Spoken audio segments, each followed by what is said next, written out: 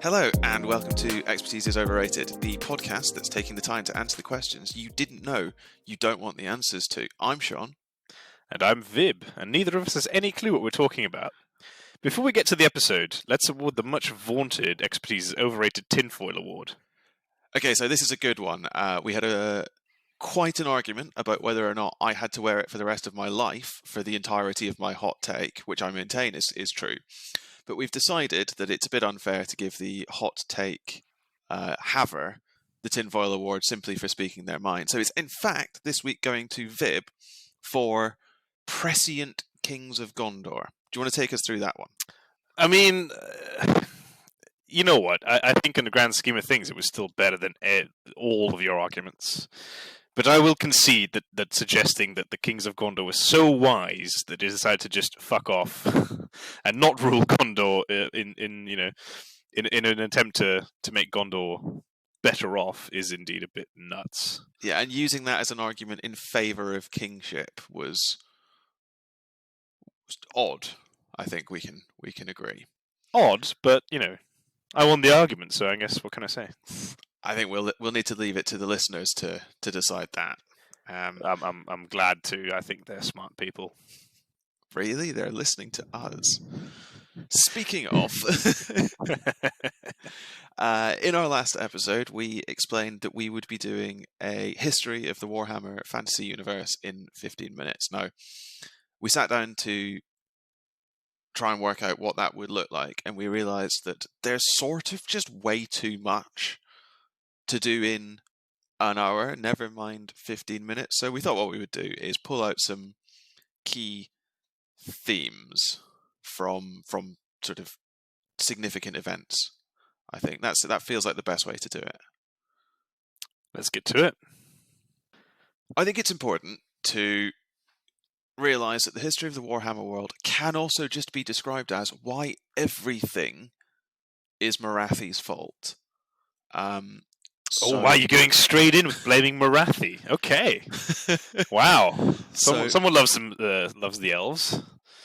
I think we need to set the scene, allow her to come onto the stage, and then blame her for everything that goes wrong beforehand. So, who were the old ones, and what do they have to do with everything?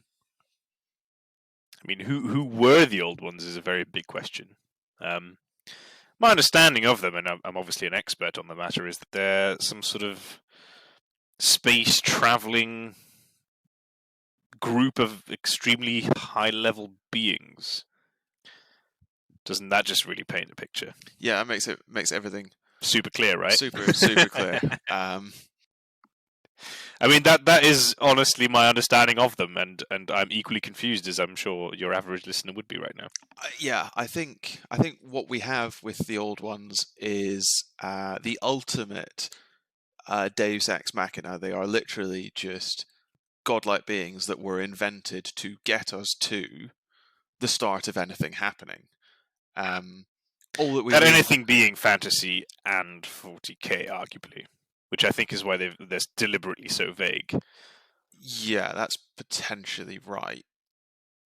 I think there's a bigger argument to be had, and this is definitely an episode that's coming. This isn't fake sizzle, this is real sizzle. We are going to have an episode on whether or not the Warhammer Fantasy and Warhammer 40k universes are the same. Spoiler alert, they're not. Spoiler alert, they are. Then we've already got something to talk about. I also like your suggestion that we have fake sizzle. I mean, that's a horrible thing to say. We're all about the real sizzle. We're definitely teasing episodes that will never happen. We'll just not explain which ones those are. But no, so you have the old ones, these sort of inscrutable, nearly omnipotent beings who arrive on... We're going to need a better word for the planet. I'm going to call it Earth. You know what? That's an interesting point, though. Does that planet have a name whatsoever? It's just called the Warhammer Fantasy world, as far as I know. I've certainly never heard one, and as an expert in the matter, I think we can take that as conclusive. You know what? I'll give it to you for once.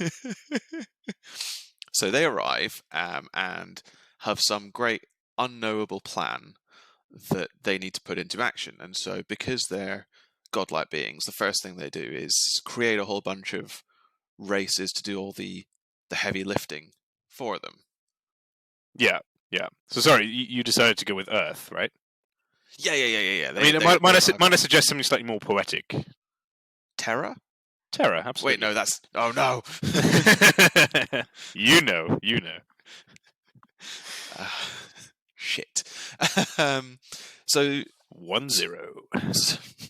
So what do they create? Oh, you're asking me? Well, yeah, because otherwise it's just me reading from our notes. Yeah, but I mean, what do you mean you're asking me? I'm an expert on the matter. They obviously create elves first. Right? I don't think so. I mean, I think that sounds a little bit like elven propaganda to me. You might be right, but it clearly is the elves who write the Wikipedia page, and it's frankly kind of outrageous, because I think we could all agree that the lizards came first. I think we have to, because... Or lizard men, rather. You know, I think we have full to, lizards, apparently. Specifically the slan, I think, but yeah, more generally, I think, you know, there's too much writing about the sort of thousands of years of war that the lizard men waged sort of before elves even really appear on the scene. So I mean, actually calling slan lizard men is kind of heinous in and of itself, aren't they? They're clearly toads. Or frogs, maybe. It depends how amphibian they are. I mean, I don't think they're going for swims. Well, Croak did for quite a long one. True. But no, I think it has been said that Croak is the sort of oldest I think, yeah. being, isn't he? So for anyone who doesn't really have any idea what Warhammer Fantasy about and has got 5 minutes into this podcast and is waiting for us to explain, keep listening. We never will. No, never. But for lizardmen, picture exactly what you're hearing: lizards that walk on two legs and look like men. Except it's only some of them. Some of them, yeah. When we're talking about slan, picture, you know, like if Donald Trump slowed off his skin suit and was just obviously the sort of fat, lazy toad that he is. Wow, this will be a joke that no one will understand in 5 years' time. But I really hope so. so. No, it actually does show it rather well. Yeah, so if you thinking of the sort of children of the old ones, the lizardmen, you have races that were built for a specific purpose, and the slan are their magical vessels. They're the ones who really understand the great plan, and it's the slan who teach the elves sort of how to be a civilization, magic, all of that sort of thing, and then everything is absolutely fine. It's funny because what they actually are is elves, Tolkien's elves, but that's obviously been done before, so they went for lizards instead because that's way cooler. Wait, say that one again. Talk me through that. The firstborn of the gods. Quite clearly elves in Tolkien world. And the elves teach men. I mean, I suppose they waged war against the orcs for many, many years before then, but the analogy is there, I think.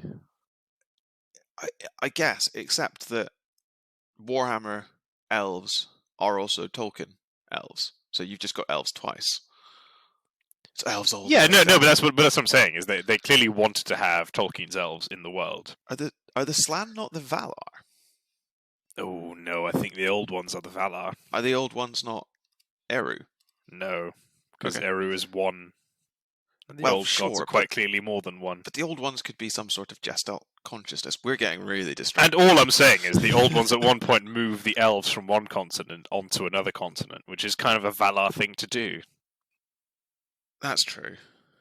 That's true. But yes, yeah, we're getting very off track here. All I'm saying is, what I suspect happened is that Christopher Tolkien at one point sued Games Workshop and said, "This is outrageous." And so they were like, "No, there's lizards. They're frog people. It's fine." That must have happened.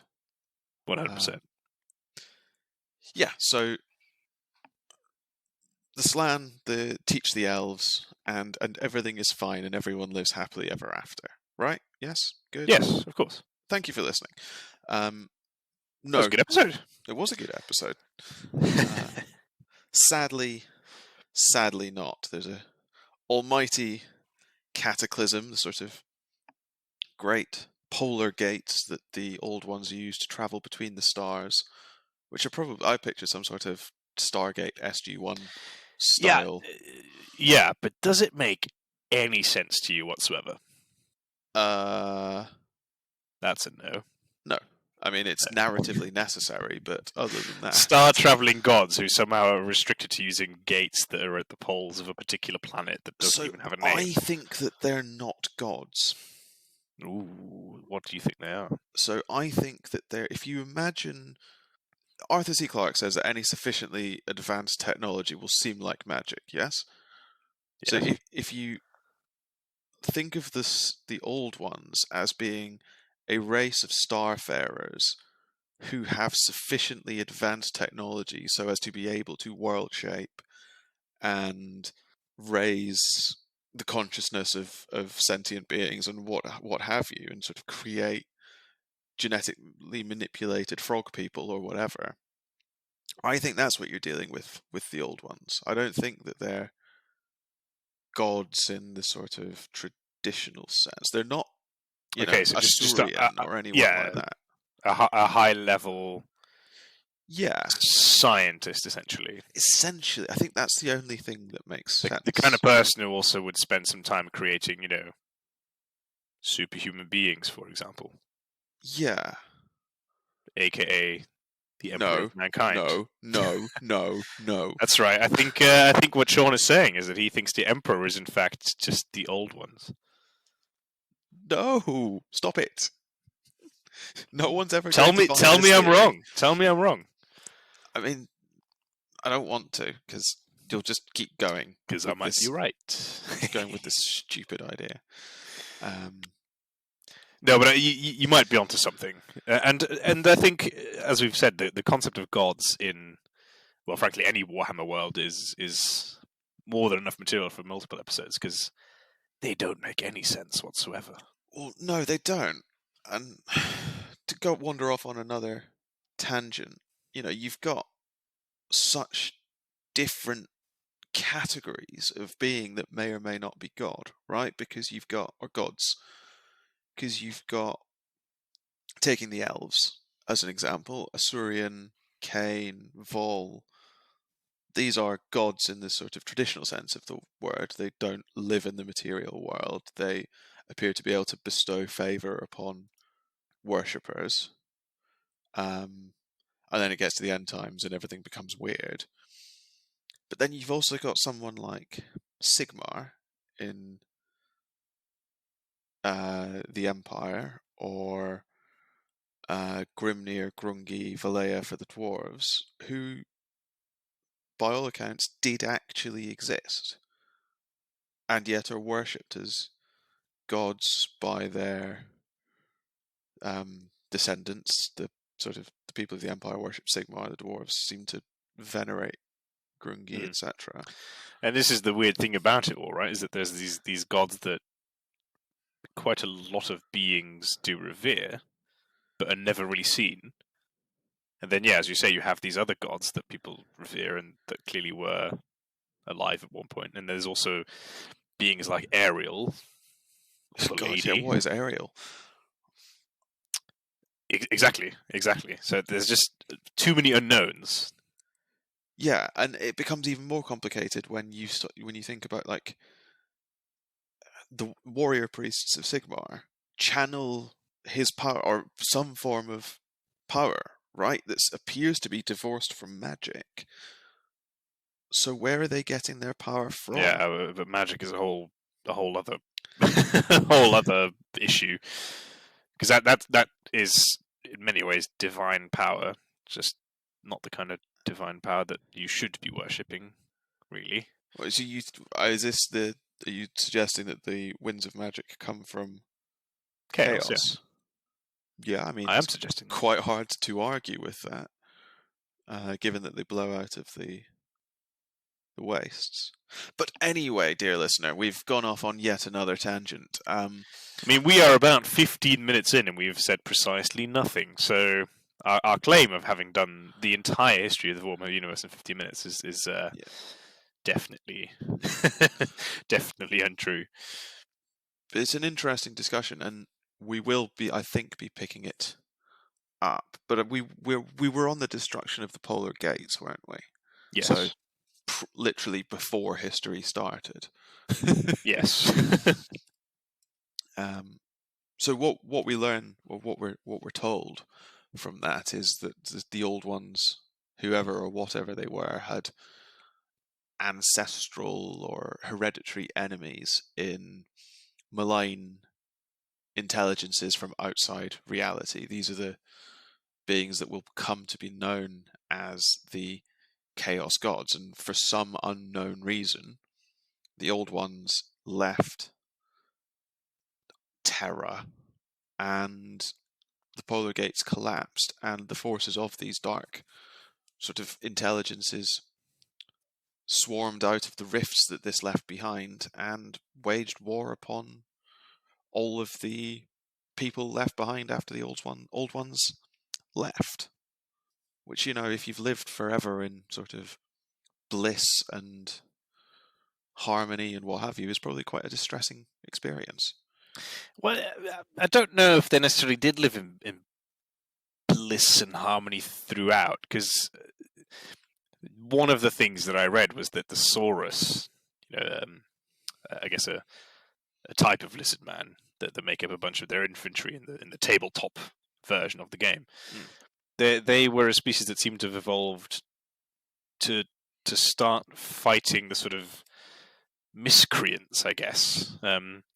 These lower level beings that seemingly evolved in the wrong way as decreed by the old ones, and so they just raised these armies of lizardmen to go and kill them all. Yeah. So I guess, warriors existed even before chaos hit Terra. I love that we're calling it Terra, by the way. I really don't. I'm counting that as a win. But they basically get their ass kicked for hundreds, if not thousands of years, don't they? Oh, absolutely. Absolutely. I mean, I can't blame them, to be honest, because it was, as you say, still a relatively peaceful existence, and then all of a sudden you have the full force of chaos just raging on your planet. I mean, I don't think we do particularly well, and we've got like guns. Yeah, but some might argue that we are the forces of chaos. That's a bit deep. Coming to an episode soon. Oh, good God! You're determined to get us cancelled. Oh no, that's one of those false sizzles. Just don't tell the audience. Anyway, so we have forces of chaos tramping their way across the surface of the planet. And really, the sort of resistance can be broken down into three core factions, races, call them what you will. Two of them we've already mentioned, obviously the Lizardmen and the Elves. And the final one is the one that we haven't mentioned thus far, and that's the Dwarves. But they don't do anything really interesting, so we'll just skip over them for now, other than to say that they sort of run and hide in their mountains and then emerge when all the fighting's done. Yeah, I mean, they rock up at an inopportune moment, really, I suppose, don't they? Yeah. Imagine being brought into that nonsense. So when you say chaos, I guess what we're looking at that point in time is purely demons, right? I think so. I think that's why you have the vortex. So we'll park the Lizardmen conflict, because essentially they do a lot of losing, and then the elves save them. I think basically is what happens, and they claim the slant claim after the fact that they helped, but yeah, that's kind of the story of the Lizardmen throughout, isn't it? They have this great plan and yet seem to wholly fail to enact any of it. So we're left with what the elves do, and so this is where you get the entrance of the sort of first, I would say probably the first characters of the universe. Would you think that's a fair assessment? Arguably, yes. Because I mean, so far we've mentioned one, which is Lord Croak. But I think Ribbit. I mean, that's the thing. We're disrespecting him, right? Because I think ultimately he's a bit of a retcon, where they were like, the Slan were probably quite interesting. We should have a character that is a Slan. I think that's probably right. Because I don't know how much he does early on, or how much of it is documented. Well, from my understanding, he sort of single-handedly saves Itza, which is the sort of old capital of the Lizardmen. But I mean, yeah, he does die. Now, sure, he's so supremely magical that it doesn't quite stick, but Dying in the Warhammer world is a very fluid concept. It's quite an impermanent situation. It really is. I mean, some would argue that you're better off dead.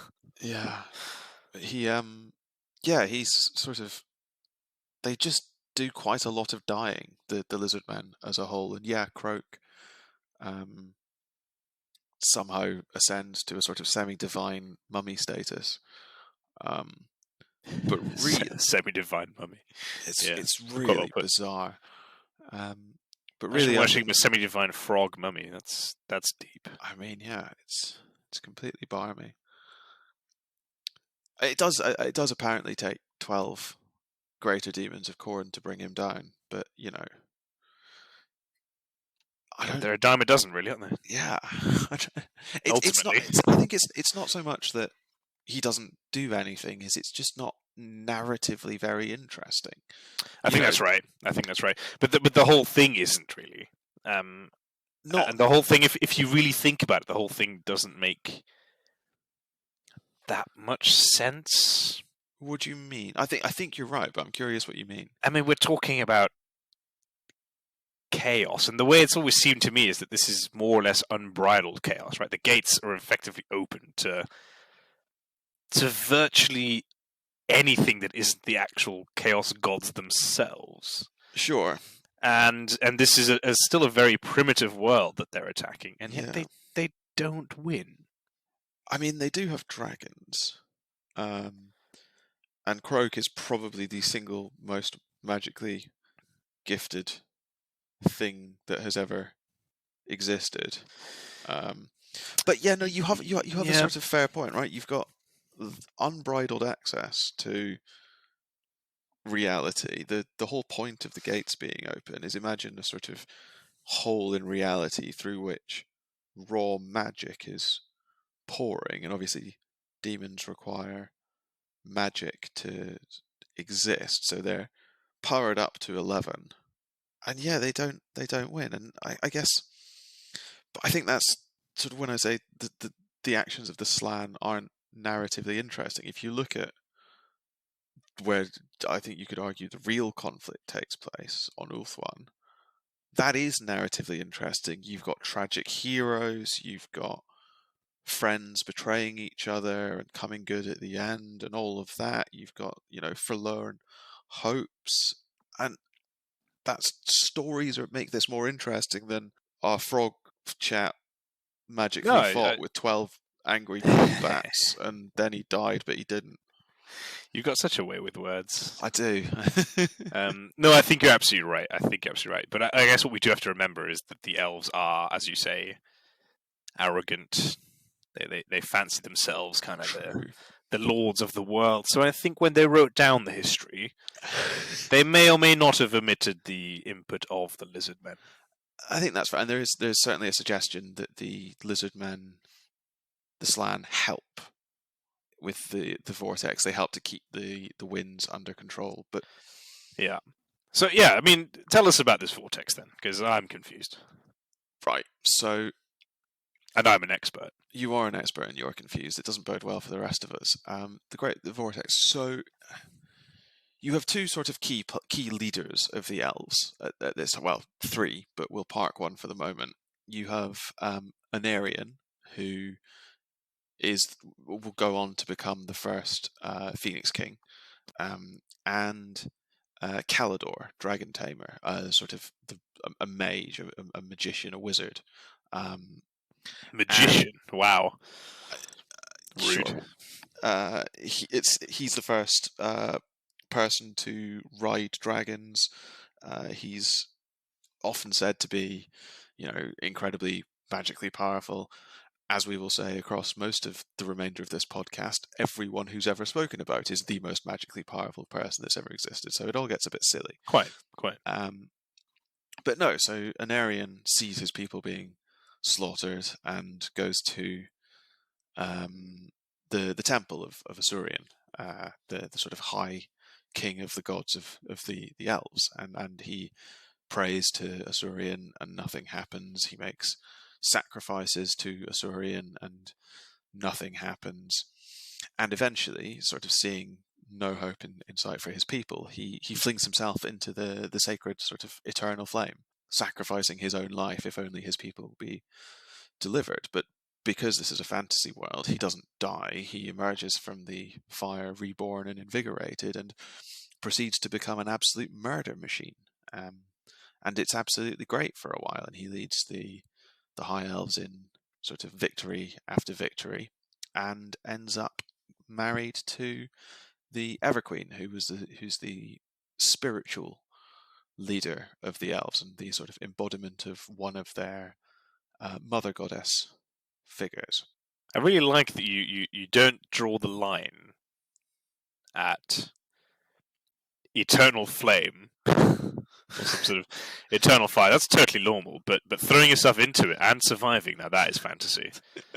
that is high fantasy right there. It's pretty high fantasy. I mean, not to even mention that the elves, who were clearly there when the old ones were still around, seem to have forgotten who the old ones are and instead worship some other random This is where it gets confusing, though, doesn't it? But we're parking it. We're not having that conversation. No.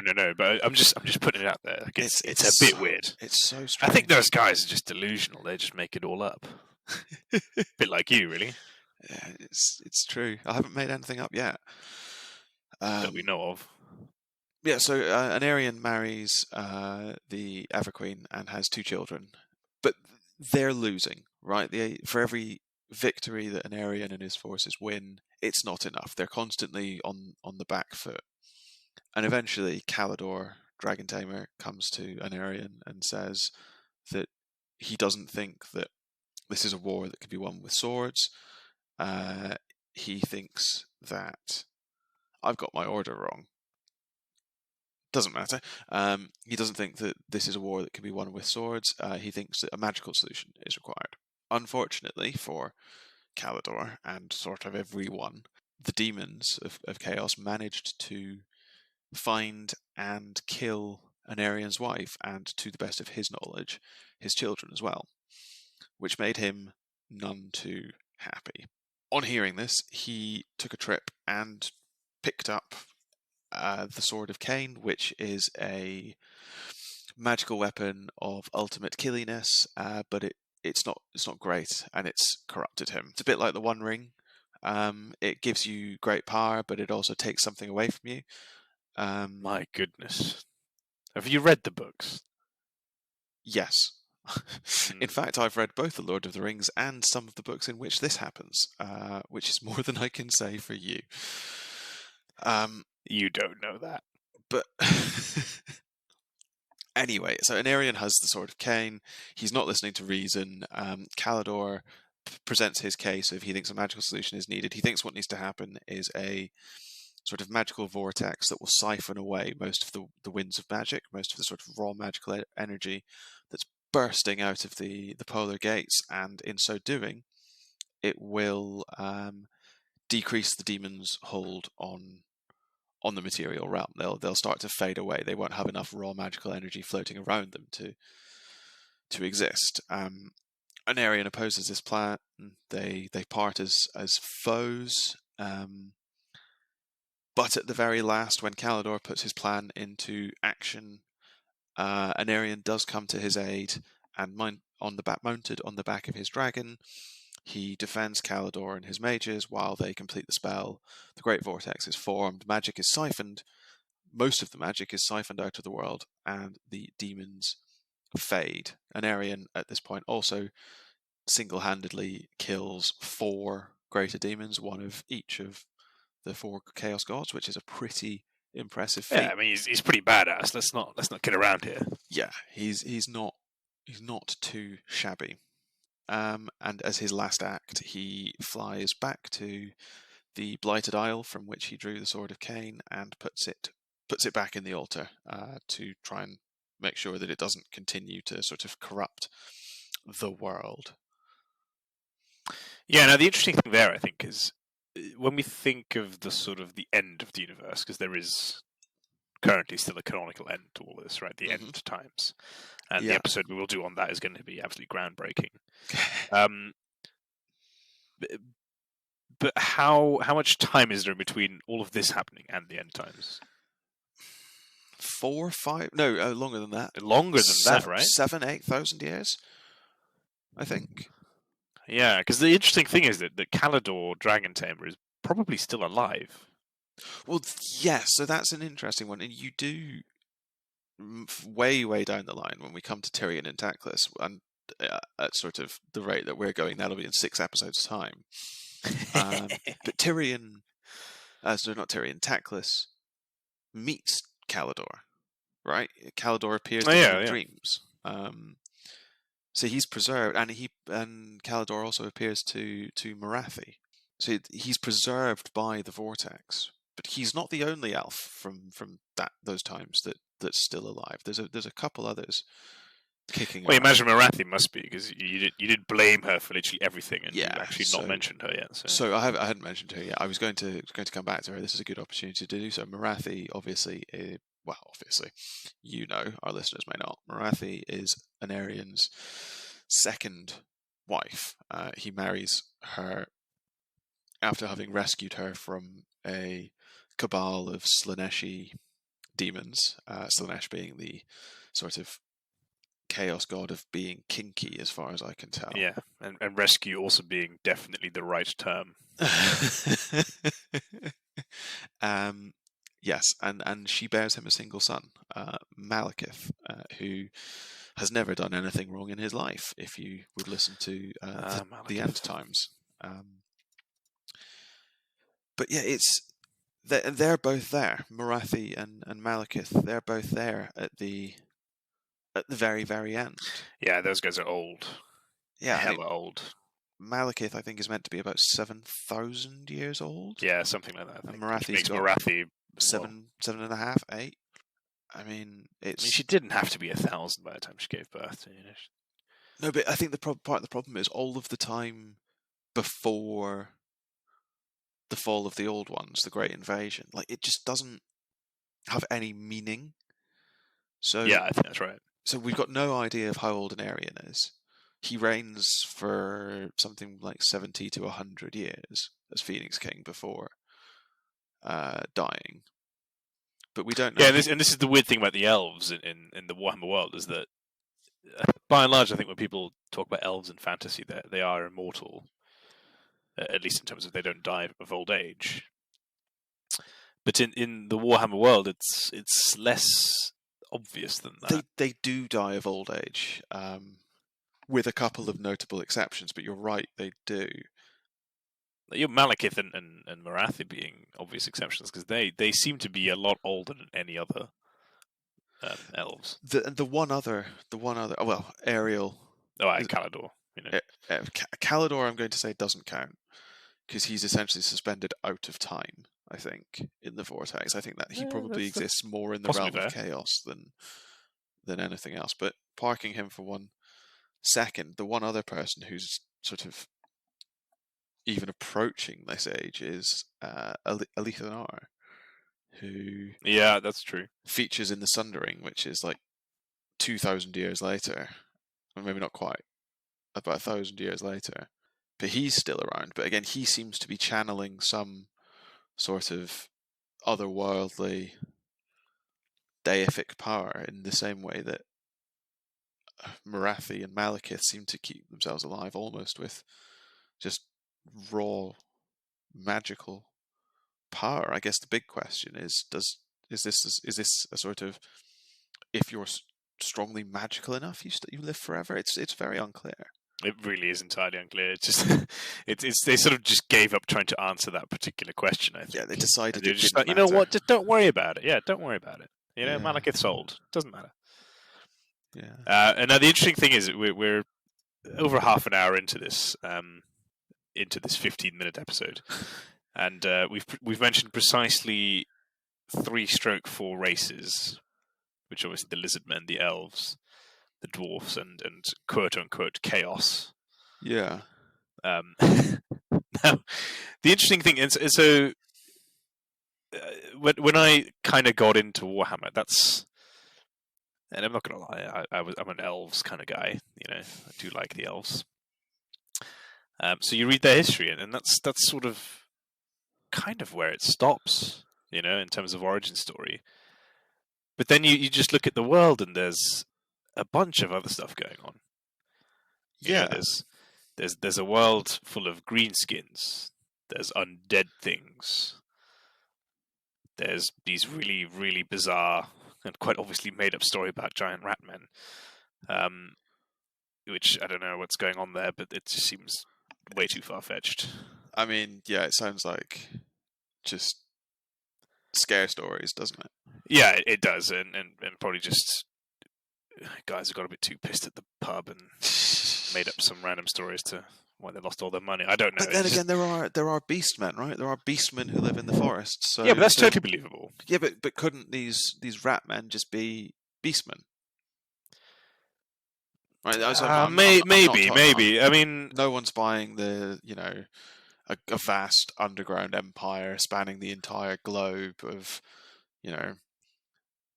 I could see that hundreds of millions of rats in an organized society, but you have gores, you have ungores that have goat heads or horse heads. Yeah, why not the odd one with a rat head? And of course, the beastmen are irrefutably real. Like no one's going to argue with that because that would be ludicrous. But I think some scared warrior would maybe in a flash look at them and go, oh, that looked like a rat to me, and so they'd go back and say, oh, there's giant rats out there in the world. But I mean, they're obviously beastmen. I mean, there's no such thing as giant rats. But if you think you've seen giant rats, please report to your nearest witch hunter for Absolutely. And this has always been something that I've clearly lacked any knowledge of. I mean, I've heard of Sigmar and all this sort of stuff, but if you're an elves kind of person like I am, you just sort of get dropped into the later time frames. And for example, where the Total War Warhammer series takes off, where you have an emperor of mankind all of a sudden, and you have the Empire, and you've got Marienburg, who's some sort of weird offshoot of the Empire, and then you've got Telia and Estalia. You've got these crazy people in the north, these Norskins. You've got Kislev. You've got Araby. You've got in parts of the map that virtually didn't even make it onto the tabletop. You've got your Nippon, your Ind, Cathay, Amazons. All these weird factions, as far as I'm concerned, just pop out of nowhere. It is odd, isn't it? And some of them are far more fleshed out than others. Obviously, I mean, you've gone through, two of the biggest ones there with the Empire and Norska, Kislev as well. I think started as an offshoot of the Empire, and then became their own thing. Now, the rise of the Empire obviously is quite interesting, and we should probably go into that in a little bit of detail. But you've missed Nehekara off of that, which I think you could probably assert was of the fleshed out areas of the world. Almost certainly, yeah. I mean, I imagine that the part of Araby, arguably, I don't know. I don't think so. I think Araby is a sort of successor state. Possible, yeah. Nehekarans had an empire before Sigmar was born. I think well, obviously, as you know, Nehekara is where all the undead come from. So that's where you get your Tomb Kings. Setra was king of kings of Nehekara, and then a few hundred years later, Nagash appears, and everything goes to shit. But that's sort of around the time of the Sundering, as far as I've been able to determine. Yeah, this is just another example of where it's really not made very clear, right? Because I mean, the old ones, their intention was certainly to create mankind. And I think they had some sort of primitive mankind species, but it doesn't seem like they were at all involved in the Great War. No, I don't think so. There's no there's no records of it. I say there's no records of it. I've not read it in any of the sort of Black Library novels or army books that I've had over the and they years. clearly survive well enough for Sigmar to be born and all these various regions to pop into existence. And that's not even to mention the other races we haven't talked about yet. The greenskins, Ogres, exactly. whatever's going on Albion. Whatever is going. I mean, that is possibly an episode, because I think Albion is very interesting. It's going to be an episode where you're talking to me because I know nothing about it. Well, I think no one really knows anything about it, but that's part of the intrigue, I think. Are they good? Are they bad? Are they human? Are they different? Who really knows? Maybe coming to an episode near you soon. But this is the sort of the thing that I found really interesting in the Warhammer world, is that they spend so much time talking about the old one. Well, not so much, but they spend an amount of time talking about the old ones, the Lizardmen and the Elves, and then it's just boom, here's Sigmar, and that is mankind for you. I don't know that that's entirely fair, because neither of us are particular sort of Empire fanboys, and this might be our problem. But my understanding is that the history of the Empire is well fleshed out, right? You've got Sigmar and his sort of going from being king of one tribe of one of the tribes of man to forming an empire of which he was emperor that endures for a good few thousand years. And Karl Franz, I think, is ostensibly of the line of Sigmar. Yeah, the empire endures for sort of 2,500 years after Sigmar is born. So, and there's plenty of history in there. You've got the time of the three emperors. You've got Magnus the Pious. But you're right; these are snapshots in time, I suppose, in a way that sort of the history, certainly of the elves, isn't. And I think that's the point, right? Because you have, talking about Lizardmen, for example, that's one faction, right? If you look at the old tabletop, like, that is one faction. That is the oldest faction you could possibly play as. And then when you have the Elves, of course, after the Sundering, you have High and Dark Elves. And then at some point later, you get Wood Elves as well. And they're all quite fleshed out factions. When you then look at mankind, the whole Sigmar story is great, and you have the Empire and all that. But I just get the feeling that what they realized themselves is that in and of itself wasn't that interesting, and so they just created a bunch of slightly different factions with a different flavor. Because I mean, when you look at the factions of mankind, you've got the Empire. You got Marienburg, which in some ways is a separate faction, but it is essentially still part of the Empire. I think you've got to consider Marienburg to just be Empire, right? But they're just successful secessionists in some way, aren't they? Yeah. No, but I agree. But that's the thing. But they are the Empire. Then you've got Telia and Astali, as I said, and their rosters were essentially just Empire rosters with slight flavor units, and they had a little bit of a Mediterranean vibe to them. And then, as you say, Kislev, probably an offshoot of the Empire at some point, and they became all icy and great. And then you really just sort of left, with the exception of Norska, which are quite cool, your old Viking-esque warriors with this like chaos vibe to them. But then all the other factions of man, Araby and Nippon and Cathay, all the stuff that's supposedly Asian, I guess, just not that well fleshed out, really. No, it's a real shame. I feel that if you look at European history, that there's some factions that they clearly could have made use of, and they just never did. Yeah, I mean, where's Fantasy France? Where is Fantasy France? Yeah, it's a shame, really. But they could have done more than just Fantasy Germany. Yeah, it's bizarre, but maybe the problem is humans aren't, how to put this? Interesting. Yeah, it's not quite that, because you look at other fantasy series, Lord of the Rings being the most obvious example, where the author insert or the reader insert is, I suppose they're not interesting either, because Sorry, I'm having a thought all to myself over here. Take your time. So the most human characters in the Lord of the Rings are the hobbits. Oddly enough, Frodo is our insert because Frodo is us. We're not Aragorn. Aragorn, while being a man, isn't sort of your regular human. He's far No, too chosen. he's the king. He's far too chosen one for that. So even though he's really the hero of the series, he's not the point of view. But no, I agree. It's in Warhammer, it doesn't work because why? Well, why doesn't it work? Is it just because there's fewer interesting stories to tell? I think they're kind of up against it, aren't they? Because when you have your Croaks and your Malekiths and your even when we talk about Tyrion and Teclis, who've done so much because they've lived for a few hundred years.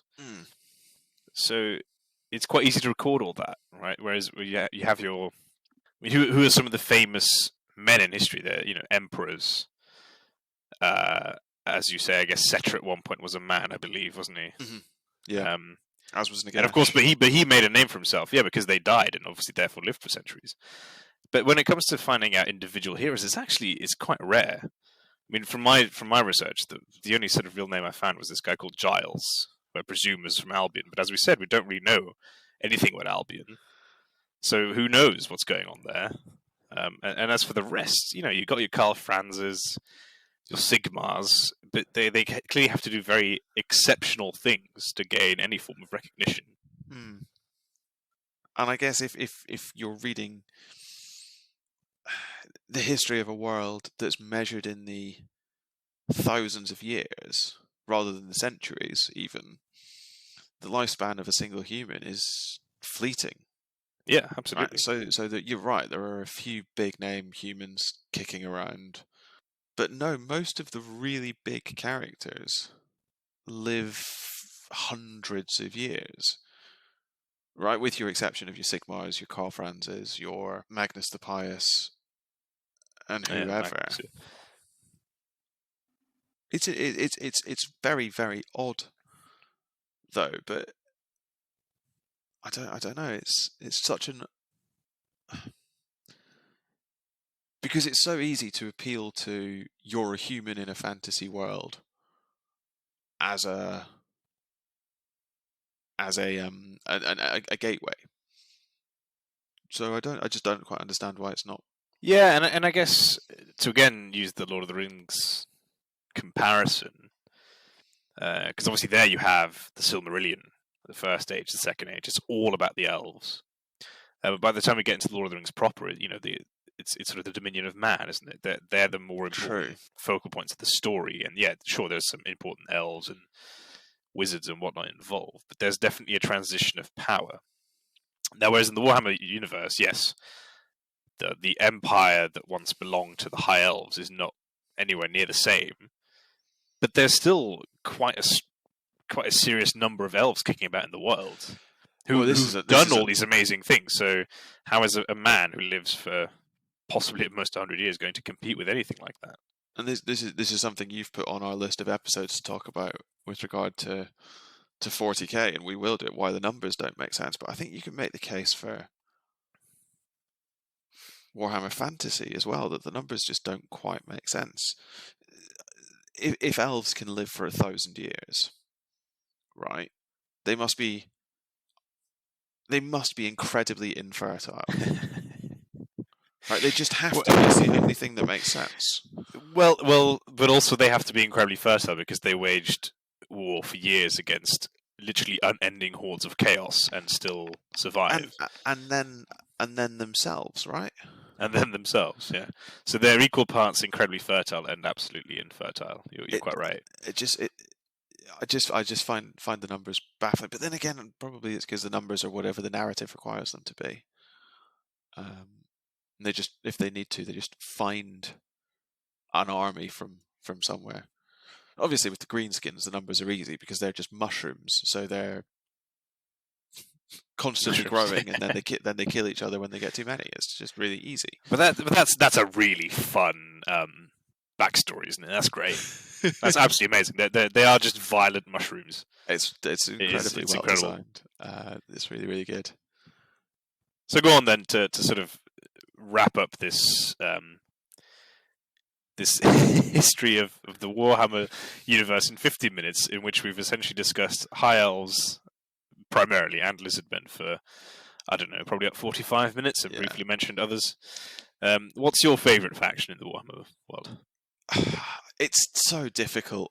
I really vary. When I collected, I was a high elf player because I'm sorry, I was like 14 and they were shiny and cool, and I was right easily there with taken you. in. But looking at it now, I think there's some really interesting stories to tell with Chaos, right? I think Archaon's story is really interesting. This idea of one of the most famous men there is, I suppose. yeah, exactly. So this idea of a sort of fallen hero, who comes back. I'm a sucker for the romanticism of a vampire done correctly. I'm a big Vlad von Karstein fan. It's hard to argue with that. Vlad, though, come on, you've picked the worst von Karstein. But no, I think I'm going to have to stick with the High Elves. I think they've just got the best stories. Yeah, no, I fully agree with you. That they just stand for all the sort of right things, and they are very shiny.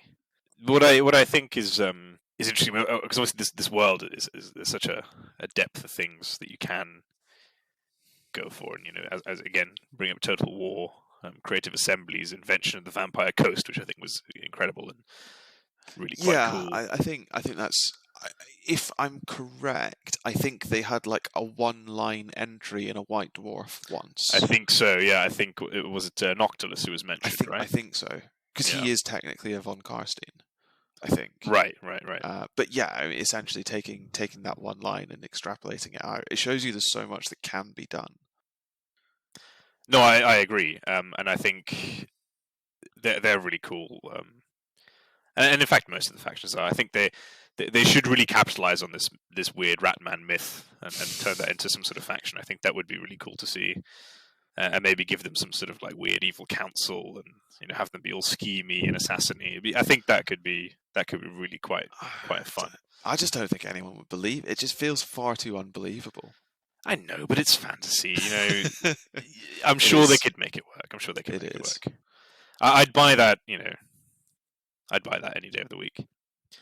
And who knows? Maybe one day they will come up with some sort of fantasy equivalent for France, to go with their Scandinavian, Italian, Spanish, and German equivalents. But we can hope. We can hope. Maybe it'll be a 2050 release special. I don't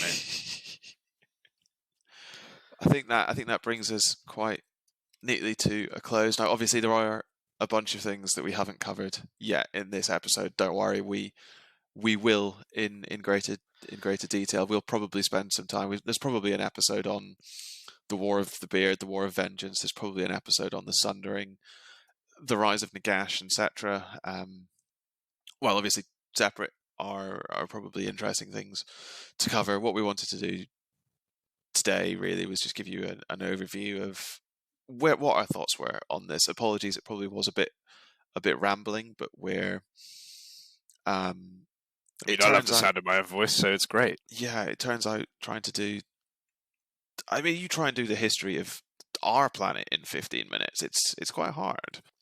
What, 11.5 billion years of the history of the universe in 15 minutes? Yeah, that probably is quite tough. Exactly. But ultimately what we're saying is when we give you a 15-minute episode and you actually get 5 hours worth of content eventually, can you be disappointed? I don't think so. I mean, it would be very unreasonable to be disappointed with that. In any case, I think at this point we just say thanks for listening to this episode of Expertise is Overrated. No doubt we've said some things that were either objectively wrong or downright offensive, although perhaps less so this episode. Let us know.